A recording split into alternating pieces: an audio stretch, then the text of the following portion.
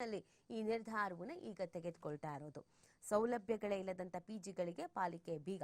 ನಗರದಲ್ಲಿ 1800 ಅನಧಿಕೃತ ಪಿಜಿಗಳು ತಲೆ ಎತ್ತಿದೆ. ಲೈಸೆನ್ಸ್ ಇಲ್ಲ, ಏನೂ ಇಲ್ಲ. ಎಷ್ಟು ಹೇಳಿ? 1800. ಹಲವೆಡೆ ಪಾರ್ಕಿಂಗು, ಮೂಲ ಸೌಲಭ್ಯದ ಕೊರತೆ ಅನ್ನೋದು ಇದೆ.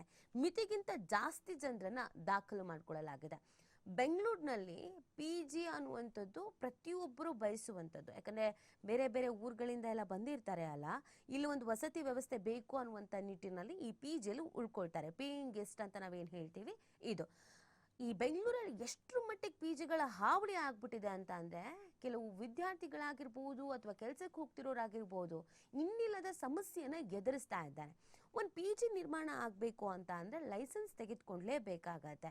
ಸೊ ಅದಕ್ಕೆ ತಕ್ಕಂಗೆ ವ್ಯವಸ್ಥೆಗಳು ಇರಬೇಕಾಗತ್ತೆ, ಮೂಲಭೂತ ಸೌಕರ್ಯಗಳು ಇರಬೇಕಾಗತ್ತೆ. ಆದರೆ ಇಲ್ಲಿ ಅದೆಷ್ಟೋ ಪಿ ಜಿಗಳು ದುಡ್ಡನ್ನು ಕೀಳೋ ಕೆಲಸ ಮಾಡುತ್ತೆ ಹೊರತು ಉತ್ತಮವಾದ ಊಟ ಕೊಡಲ್ಲ, ತಿಂಡಿ ಕೊಡಲ್ಲ, ವ್ಯವಸ್ಥೆ ಅನ್ನೋದು ಇರಲ್ಲ, ಟಾಯ್ಲೆಟ್ ರೂಮ್ ನೆಟ್ಟಿಗಿರಲ್ಲ, ಕ್ಲೀನ್ ಇರಲ್ಲ, ಪಾರ್ಕಿಂಗ್ ಇರಲ್ಲ, ಸೆಕ್ಯೂರಿಟಿ ಇರಲ್ಲ.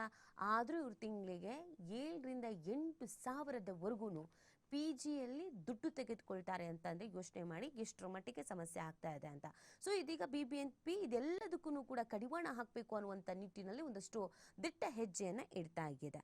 ನೋಡಿ, ಪ್ರಮುಖವಾಗಿ ಸರ್ಕಾರಕ್ಕೆ ಈ ವಿಚಾರವನ್ನು ಪ್ರಸ್ತಾವನೆಯನ್ನು ಕೂಡ ಮಾಡಲಾಗಿತ್ತು. ಹೊರ ರಾಜ್ಯ ಜಿಲ್ಲೆಗಳ ಜನ ಸಾಕಷ್ಟು ಸಂಖ್ಯೆಯಲ್ಲಿ ಪಿಜಿಗಳನ್ನೇ ಅವಲಂಬಿಸಿಕೊಂಡಿದ್ದಾರೆ. ಹೀಗಾಗಿ ಪಿಜಿಗಳು ಅವಶ್ಯಕ. ಏಕಾಏಕಿಯಾಗಿ ಪಿಜಿಗಳನ್ನು ಬಂದ್ ಮಾಡೋದಕ್ಕೆ ಸಾಧ್ಯ ಇಲ್ಲ. ಪಿಜಿಗಳು ವಸತಿಯುತ ಉದ್ಯಮಿ ಆಗಿರೋದ್ರಿಂದ ವಲಯ ವರ್ಗೀಕರಣ ನಿಯಮ ಸಡಿಲಿಕೆಗೆ ಪ್ರಸ್ತಾವನೆಯನ್ನು ಸಲ್ಲಿಸೋಕೆ ಚಿಂತನೆಯನ್ನ ನಡೆಸಲಾಗ್ತಾ ಇದೆ ಅನ್ನೋದನ್ನು ಹೇಳಲಾಗ್ತಾ ಇದೆ. ನೋಡಿ, ಈಗ 94 ಪಿಜಿಗಳನ್ನ ಬಂದ್ ಮಾಡಿದಾರಂತೆ. ನಗರದಲ್ಲಿ 2,504 ಅಧಿಕೃತ, 1,799 ಅನಧಿಕೃತ ಸೇರಿ ಒಟ್ಟು 4,456 ಪಿಜಿಗಳಿದೆ.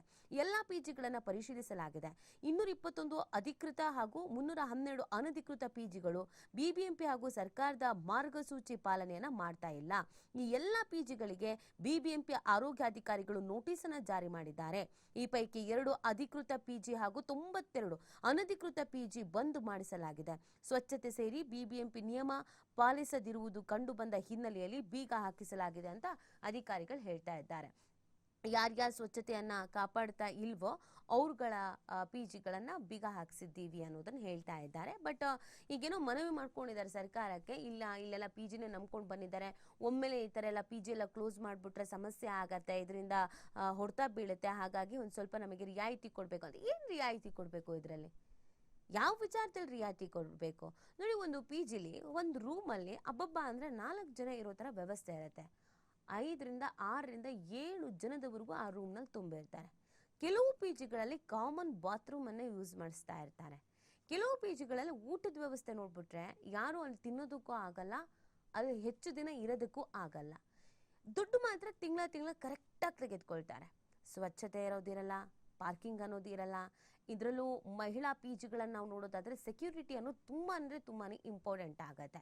ಆದರೆ ಸೆಕ್ಯೂರಿಟಿಯೂ ಕೂಡ ಇರೋದಿಲ್ಲ. ಇತ್ತೀಚೆಗೆ ನಾವು ಗಮನಿಸ್ತಾ ಇದ್ದೀವಿ, ಪಿ ಜಿಗಳ ಒಳಗಡೆನೆ ಕೆಲವರು ಕಳ್ಳರು, ಕಾಮುಕರು ನುಗ್ತಾ ಇರುವಂಥದ್ದು, ಒಂದು ಭದ್ರತೆ ಅನ್ನೋದು ಇಲ್ಲದೆ ಇರೋದು. ಸೊ ಈ ಥರದ್ದೆಲ್ಲ ಘಟನೆಗಳಾಗ್ತಾ ಇದೆ.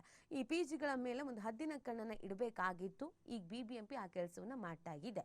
ಕೆಲವರಿಗೆ ನೋಟಿಸನ್ನು ಕೊಡಲಾಗಿದೆ. ಆ ನೋಟಿಸಿನ ಅನ್ವಯ ಏನು ತಿದ್ದುಪಡಿ ಮಾಡ್ಕೊಳ್ಬೇಕು, ಬದಲಾವಣೆ ಮಾಡ್ಕೊಳ್ಬೇಕು, ಅದನ್ನ ಮಾಡ್ಕೊಳ್ಬೇಕಾಗತ್ತೆ. ಸೊ ಇದು ಬಹು ಬೇಡಿಕೆ, ತುಂಬ ದಿನದಿಂದ